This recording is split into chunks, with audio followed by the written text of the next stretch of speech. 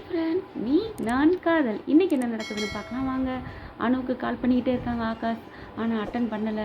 அதுக்கப்புறம் ஒரு வழியாக அட்டன் பண்ணிடுறாங்க. ஏன் எனக்கு கால் பண்ணிக்கிட்டே இருக்கீங்க அப்படின்னு தொந்தரவு பண்ணாதீங்கிறாங்க.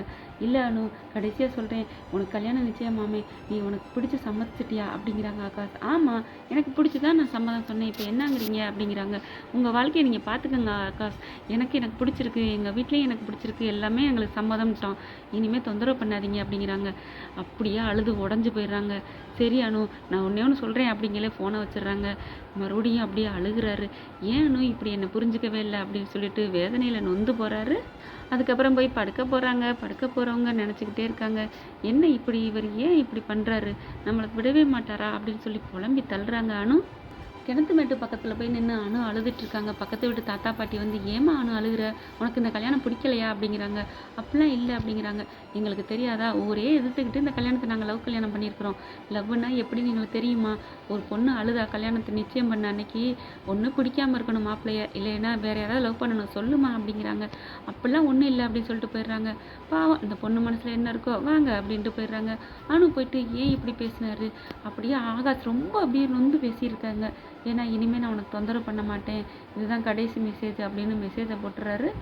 ஏன்னா மறுபடியும் ஒரே ஒரு வாட்டி கால் பண்ணுறேன்னு சொன்னால் கேட்க மாட்டேன்ட்டாங்க. அதனால் மெசேஜை போட்டுறாங்க. மெசேஜை பார்த்துட்டு அவங்களுக்கு அப்படியே பயமாக இருக்குது. புரண்டு படுக்கிறாங்க. என்னாச்சு ஏன் இப்படிங்கிற மாதிரி. ஆனால் பார்த்தீங்கன்னா இவர் ஆகாஷ் என்ன பண்ணுறாங்க, வண்டியை எடுத்துகிட்டு போயிட்டு தூரம் ஒரு பார்க்கில் போயிட்டு மாத்திரையில் டபக்குன்னு முழுங்கிடுறாங்க. முழுங்கிட்டு ஃபோனு கீழே விழுகுது. தண்ணி எடுத்து குடிக்கிறாரு. தேவதாஸ் மாதிரி மயங்குறாங்க. அனு, நீ வேற ஆளை கல்யாணம் பண்ணிட்டு நீ நல்லா இரு அப்படின்னு சொல்லி நான் பார்த்துட்டு இருக்கிற சக்தி எனக்கு இல்லை. நான் தேவதாஸ் மாதிரிலாம் வாழ்கன்னுலாம் சொல்லிட்டு இருக்க முடியாது. உனக்கு முன்னாடி அங்கே அணுகுடி சொல்லிடுறாங்க, நான் சாகுறோம், என் காதல் சாகிறதுக்கு முன்னாடியே நான் செத்துருவேன் அப்படின்னு சொல்லிடுறாரா.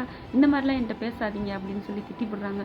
அதெல்லாம் நினச்சி பார்த்துட்டு அந்த பாட்டிலில் தண்ணியை குடிச்சிட்டு தூக்கி போட போகிறாங்க. அந்த பாட்டிலில் கூட அந்த அணுவோட முகம் தெரியுது. அணு, எல்லாத்துலேயும் நீங்கள் இருக்கீங்க, நீங்கள் எங்கள் வாழ்க்கையில் வந்ததை நினச்சி சந்தோஷப்பட்டுட்டே நான் சாகுறேன் அப்படின்னு சொல்லிட்டு மாத்திரையெல்லாம் முழுங்கிடுறாங்க. அணுவுக்கு அப்படியே அவங்க தடார்னு தெரியுது, அசரிசி படுது. ஐயோ ஏன் இப்படி தோணுது அப்படின்னு சொல்லிட்டு வேகமாக ஃபோன் எடுத்துகிட்டு போய் ஃபோன் பண்ணிக்கிட்டே இருக்காங்க. ஆனால் ஆகாஷ் எடுக்கவே இல்லை. ஐயோ ஏன் இப்படி எடுக்க மாட்டேங்கிறார், ரிங்கு போகுது. ஆனால் அந்த ஃபோன் கீழே விழுந்து கிடக்கு. அதை கவனிக்கிற நிலைமையில கூட ஆகாஷ் தம்பி இல்லை. அவர் பாட்டுக்கு ஃபுல்லாக அப்படியே மயக்கத்தில் இருக்காங்க.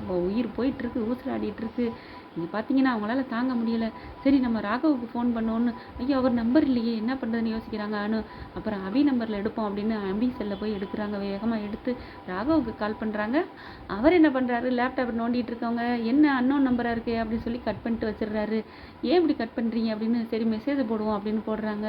நான் அபி சிஸ்டர் பேசுகிறேன், கால் அட்டன் பண்ணுங்கன்னு பார்த்த கையோட, எதுக்கு இந்த நேரத்துக்கு இந்த பொண்ணு கால் பண்ண சொல்லுது அப்படின்னு வேகமாக கால் பண்ணுறாங்க.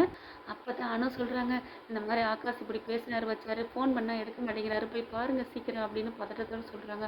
அப்படியா அப்படின்னு சொல்லிட்டு இந்த நான் போய் பார்க்குறேன் அப்படின்னு வேகமாக அலறி அடிச்சுட்டு ஓடுறாரு. அங்கே ரூமில் போய் பார்த்தா ரூமில் இருக்க மாட்டார். வேகமாக வண்டி எடுத்துகிட்டு அங்கே பார்க்குக்கே போயிடுறாங்க. அந்த சிக்னலை வச்சு போகிறாரா என்னன்னு தெரியல. போயிட்டு ஆகாஷ் ஏன்டா அப்படி பண்ணினேன் அப்படின்னு சொல்லிட்டு அலறி அடிச்சுட்டு தூக்கிட்டு ஹாஸ்பிட்டலுக்கு போகிறாங்க. போய் நல்லபடியாக எப்படி காப்பாற்றிடுறாருன்னு வச்சுக்கோங்களேன்.